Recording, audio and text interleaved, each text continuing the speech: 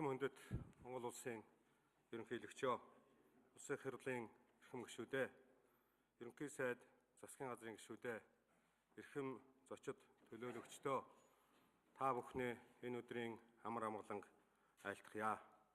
Чуулганы эрдэс 67% хүрсэн тул нээлтийн ажиллагаагаа үгээр эхлүүлье.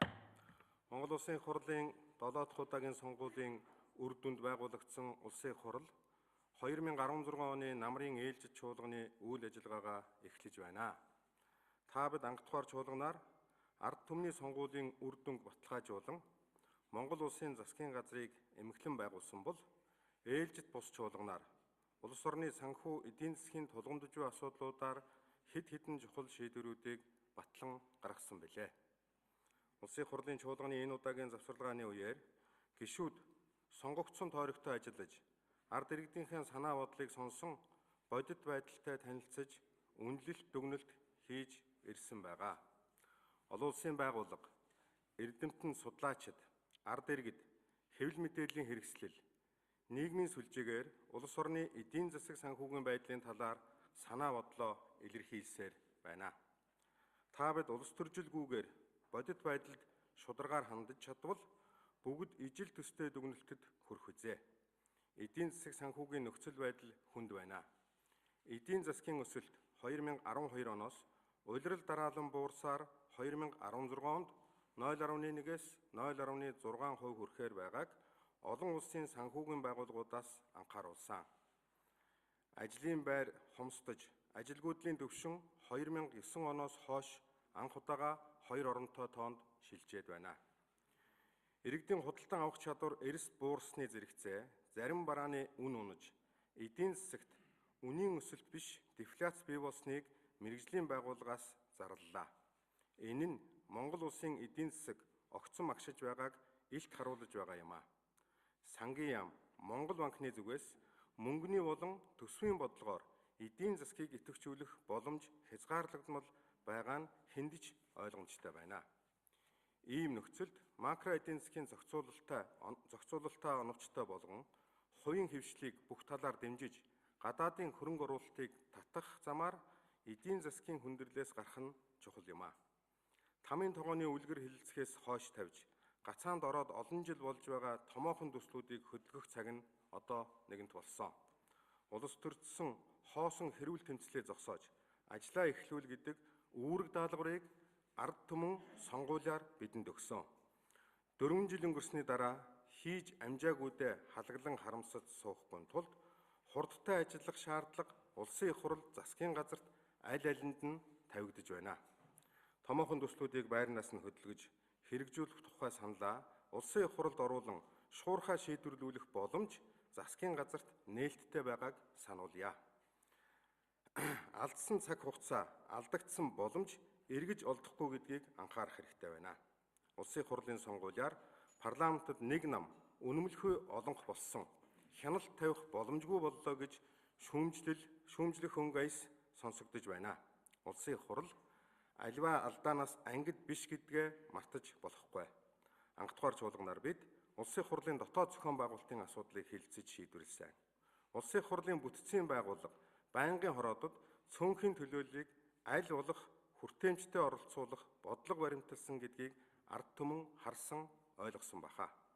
Цөөнхийн үгийг дэвчээртэй сонсож гаргах шийдвэртээ тэдний санал үндсэлийг аль болох тусгах нь алдаа гаргахаас сэргийлэх чухал хөшүүрэг юм а.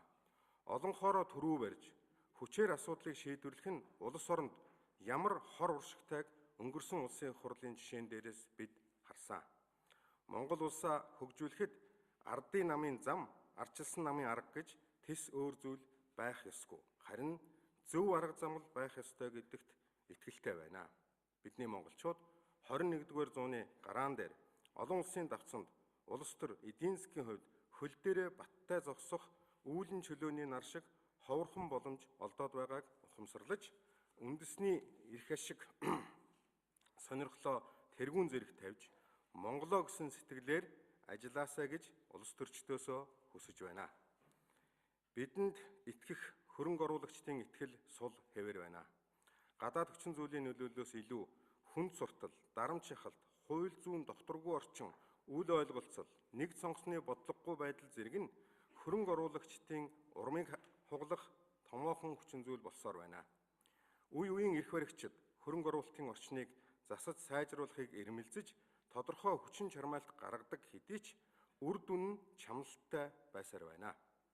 Төрийн хүн суртал үр ашиггүй зохицуулалтыг арилгахад чиглэсэн бодлогын зоримог өөрчлөлт хийх зайлшгүй шаардлагатай болжээ.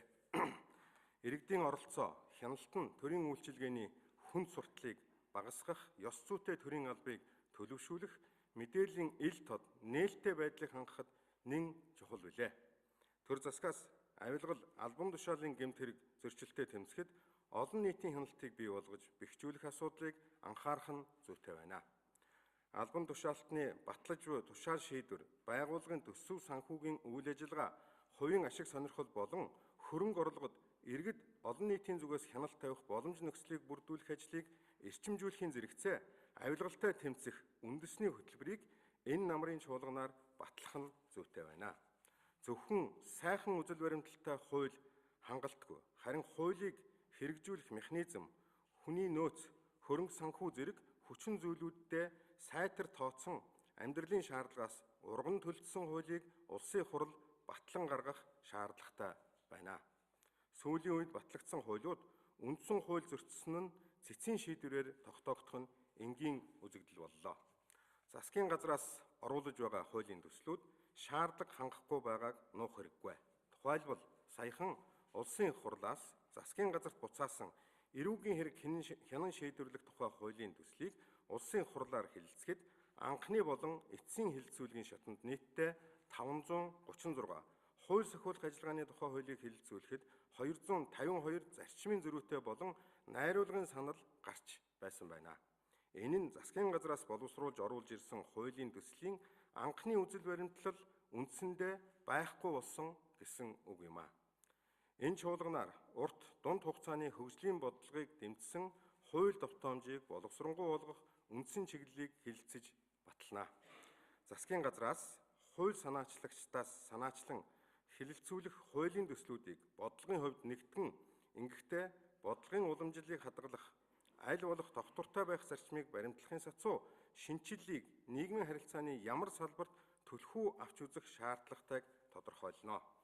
Өргөн мэдүүлсэн баталсан хуулийн тоогоор ажиллаад өгнөж сонгогчдоо тайлагнахыг хичээдэг, өрөөсгөл ойлголтоос салж санаачилж батлуулсан хуулиудынх нь нийгмийн амьдралыг зохицуулахад гүйцэтгэсэн үүрэг, бодлогын залгамж байдлыг хэрхэн хангасан болон дэвшил хөгжилд оруулсан бодит хувь нэмэр үр дүнтэй нь холбонд дүгндэг арга барилд шилжих цаг болжээ. Намрын ээлжид чуулганаар хэлэлцэхээр төлөвлөж байгаа 2017 оны төсөв мөнгө эдийн засгийн бодлогын шийдвэрүүд дээр улсын хурлын гишүүд бид бүхэн оюун бодлоо уралдуулан аливаа улс төржилт субъектив хүчин зүйлээс ангид байж асуудалд бодиттой хандаж шийдвэр гаргахыг улс орны нөхцөл байдал, улс үндэсний эрх ашиг зүй ёсоор шаардаж байна. Гаргах шийдвэрүүд амаргүй, олон нийтэд тэр бүр таалагдахгүй байж болох хэдий ч дунд урт хугацаанд өгөөжөө өгөх, ирээдүйн хөгжлийн суурийг тавих шийдэлдэр харилцан ойлголцож нэгдсэн шийдвэрт хүрэхийн төлөө дор бүрнээ хичээн ажиллах учиртай. Намрын чуулганаар гэр бүлийн хүчирхийлэлтэд тэмцэх тухай хуулийн төслийг хэлэлцсэн шийдвэрлэнэ. Мөн эрүүгийн зөрчлийн тухай хуулиудад нэмэлт өөрчлөлт оруулахаар төлөвлөд байгаа. Сонгуулийн хуулийг хэрэгжүүлэх явцад амьдралд нийцэхгүй асуудлууд гарч байна. Монгол Улсын ерөнхийлөгчийн, Монгол Улсын их хурлын, орон нутгийн сонгуулийн үйл ажиллагааг нэг хуулиар зохицуулахаар хуульчилсныг дахин авч үзэх, сонгуул төс бүрийн онцлог тохирсон зохицуулалттай байх хэрэгцээ шаардлагад нийцүүлэн сонгуулийн хуулийг өөрчлөн найруулахаар төлөвлөж байна. Улсын их хурлын эрхэм гишүүдээ сум дүүргийн иргэдийн төлөөлөгчдийн хурлын сонгуул удахгүй болно. Энэ сонгуульд улс төрийн нам эвслүүд нэр дэвшигчээ өрсөлдүүлнэ. Ажлын ариун туршлагатай, мэдлэг боловсралтай, шударга, өндөр ёс суртахуунтай, олондоо танигдж хүндлэгдсэн хүмүүс сонгогдсон ажиллана гэдэгт итгэлтэй байна. Сонгуулийг хуулийн дагуу шударга зохион байгуулах нь сонгуулийн ерөнхий хороо, бүх шатны сонгуулийн байгууллагын эрхэм үүрэг мөн. Энэ жил бичин жил өвөл хаяанд ирлээ.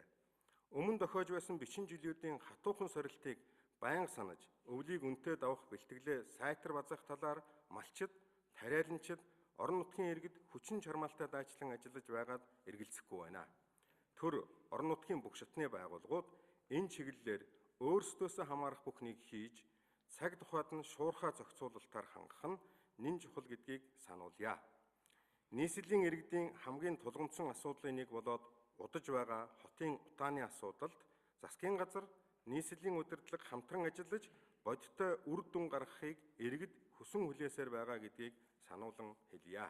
Эрхэм гишүүдээ, намрын чуулган өмнөө тавьсан зорилтоо амжилттай шийдвэрлэж, улс орны хөгжил дэвшил түүхэн хувь нэмрээ оруулна гэдэгт итгэл төгс байна. Чуулганы болон байнгын хорооны ажиллагаанд идэвхтэй оролцсон, үр бүтээлтэй ажиллахыг эрхэм гишүүд та бүхнээсээ хүсье. Монгол улсын их хурлын 2016 оны намрын ээлжид чуулганы ажиллагаа нээснийг мэдэгдэе.